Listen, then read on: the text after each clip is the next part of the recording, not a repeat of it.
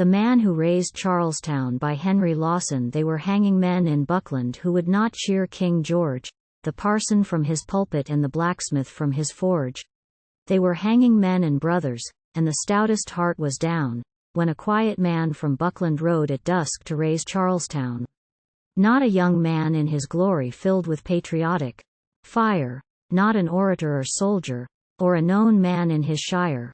He was just the unexpected, one of danger's volunteers, at a time for which he'd waited, all unheard of, many years. And Charlestown met in council, the quiet man to hear. The town was large and wealthy, but the folks were filled with fear, the fear of death and plunder, and none to lead had they, and self-fought patriotism as will always be the way. The man turned to the people, and he spoke in anger then, and crooked his finger here and there to those he marked as men. And many gathered round him to see what they could do, for men know men in danger, as they know the cowards too. He chose his men and captains, and sent them here and there. The arms and ammunition were gathered in the square. While peaceful folk were praying or croaking, everyone, he was working with his blacksmiths at the carriage of a gun. While the council sat on Sunday, and the church bells rang their peal, the quiet man was mending a broken wagon wheel. While they passed their resolutions on his doings, and the likes, from a pile his men brought to him he was choosing poles for pikes. They were hanging men in Buckland who would not cheer King George. They were making pikes in Charlestown at every blacksmith's forge. While the council sat in session and the same old song they sang, they heard the horsemen gallop out, and the blacksmith's hammers clang.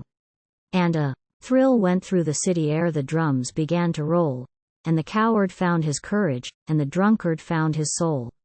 So a thrill went through the city that would go through all the land, for the quiet man from Buckland held men's hearts in his right hand. And he caught a Charlestown poet, there are many tell the tale. And he took him by the collar when he'd filled him up with ale. Now, then, write a song for Charlestown that shall lift her on her way, for she's marching out to Buckland and to death at break o' day. And he set the silenced women tearing sheet and shift and shirt to make bandages and roll them for the men that would get hurt. And he called out his musicians and he told them what to play, for I want my men excited when they march at break o' day. And he set the women cooking, with a wood and water crew, for I want no empty stomachs for the work we have to do.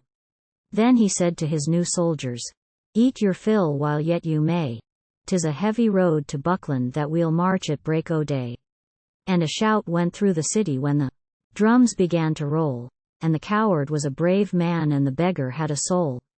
And the drunken Charlestown poet cared no more if he should hang, for his song of Charlestown's coming was the song the soldiers sang. And they cursed the King of England, and they shouted in their glee, and they swore to drive the British and their friends into the sea. But when they'd quite finished swearing, said their leader, let us pray, for we march to death and freedom, and it's nearly dawn of day.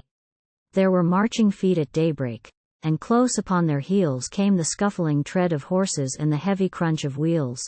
So they took the road to Buckland, with their scout out to take heed, and a quiet man of 50 on a grey horse in the lead.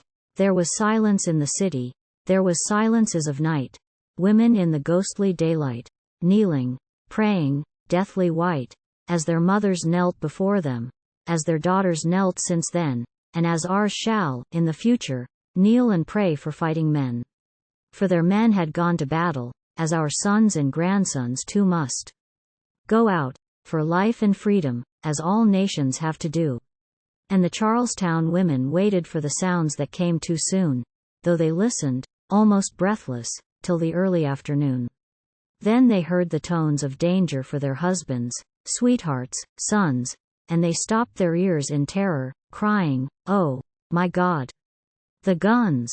Then they strained their ears to listen through the church bell's startled chime. Far along the road to Buckland, Charlestown's guns were marking time. They advance. They halt. Retreating. They come back. The guns are done, but the calmer spirits, listening, said, our guns are going on. And the friend and foe in Buckland felt two different kinds of thrills when they heard the Charlestown cannon talking on the Buckland hills. And the quiet man of Buckland sent a message in that day, and he gave the British soldiers just 2 hours to march away. And they hang men there no longer, there is peace on land and wave. On the sunny hills of Buckland there is many a quiet grave. There is peace upon the land, and there is friendship on the waves. On the sunny hills of Buckland there are rows of quiet graves. And an ancient man in Buckland may be seen in sunny hours, pottering round about his garden, and his kitchen stuff and flowers.